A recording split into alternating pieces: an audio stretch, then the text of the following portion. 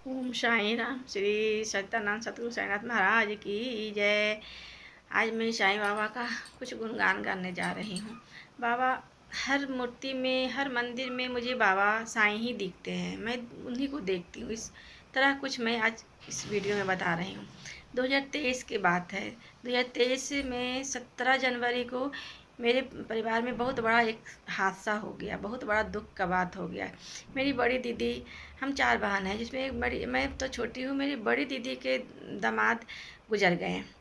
उनकी बेटी 35-36 साल की एक लड़की विधवा हो गई। कितना दुख का बात है। पूरा परिवार में हाहाकार मच गया। ये क्या हो गया, कैसे हो गया, समझ में नहीं आ रहा था। दुख का पहाड़ टूट पड़ा पूरा सारा परिवार में।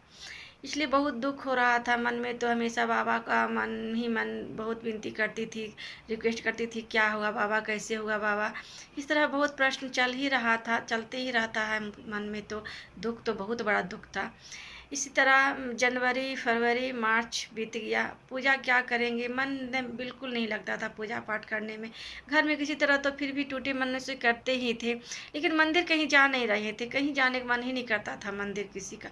यहाँ मेरे घर के क्वार्टर के बगल में एक सूर्य मंदिर है, जहाँ संडे को मैं ज़रूर जाती हूँ। कम से कम संडे को तो जाती थी। शाम में खीर का प्रसादी बनता है, भोग लगता है और बढ़ता है, आरती होता है, भीड़ रहता है, अच्छा लगता है। उस 3-4 महीना तो हम गए ही नहीं।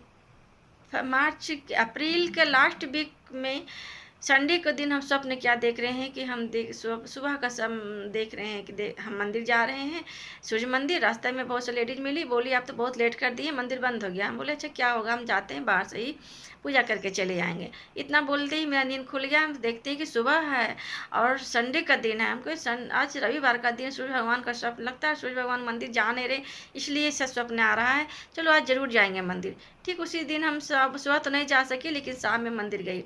जैसे ही मंदिर गई, मंदिर सूर्य भगवान का थोड़ा ऊंचा है, 4-5 सीढ़ी ऊंचाई पर है। हम नीचे ही थे तो देखते हैं सूर्य भगवान का चेहरा दिख गया हमको कि आँख लाल लग रहा है। ये मूर्ति पीतल का है और ये बड़ा बड़ा सा मूर्ति, आँख है, अच्छा बड़ा लगता है देखने में, सुंदर। दूर से ही दिखते हैं सूर्य भगवान का आँख, बीच में काला, चारों तरफ लाल।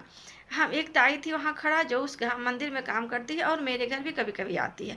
हम उसके पीछे छुप करके बोलते हैं, आशा माँ देखो ना, आँख भगवान का तो लाल लग रहा है, लगता है हमसे गुस्सा है। इस तरह बोले हैं, कैसे बोले हम कुछ नहीं पता, लेकिन हम इतना बोले और उसके पीछे छुप गए। क्या सूर्य भगवान मुझसे गुस्सा है, आँख कैसे लाल लग रहा है, इतना बोलने छुप गए। उसके बाद ही शुरू हो गया आरती, भीड़ हो गया, मंदिर झप गए, मूर्ति मेरे आँखों से सामने से भीड़ में भगवान दिख नहीं रहे थे। हम पीछे ही, नीचे से ही आरती की। आरती खत्म हुआ, भीड़ खत्म हुआ, हम मंदिर ऊपर चढ़ करके सूर्य भगवान के पास गए। देखते कि तो सच में आँख लाल है। हम किसी तरह प्रणाम उसी झुक के किए और भगवान से बहुत सारा प्रश्न तो यही चल रहा था मन में कि कैसे इतना बड़ा दुख हो गया भगवान, कैसे ऐसे हुआ।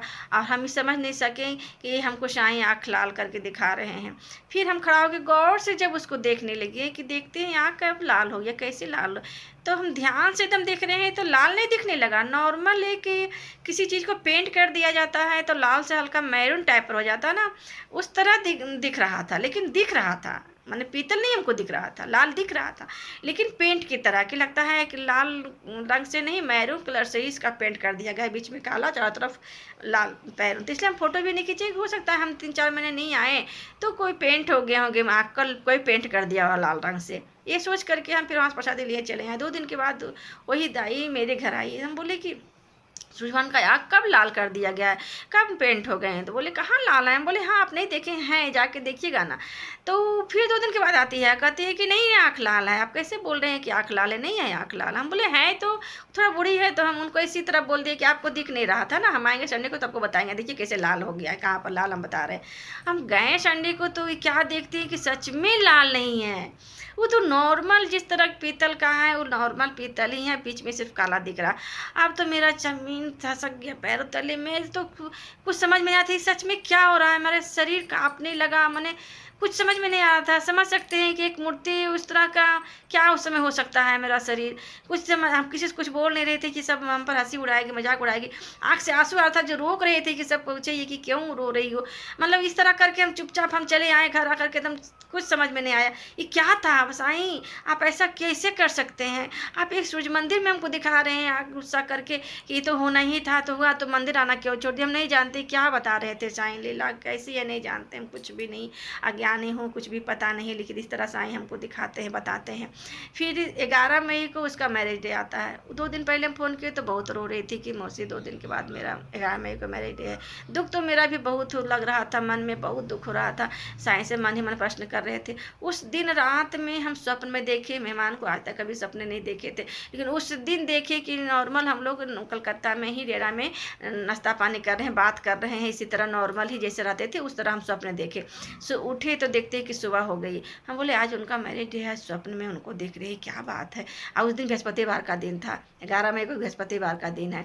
हम फिर उसी तरह भूल गए तो स्वप्न, और हम अपना काम में लग गए हैं। फिर पूजा वूजा किए। उस दिन हम सुबह में बोले अपने हस्बैंड को कि रुकिए, हम स्नान करके बाबा का स्नान कर देते हैं, श्रृंगार कर देते हैं, उसके बाद आप किताब पढ़ लिएगा, हम रोटी बनाने के बाद फिर आकर किताब हम पढ़ लेंगे।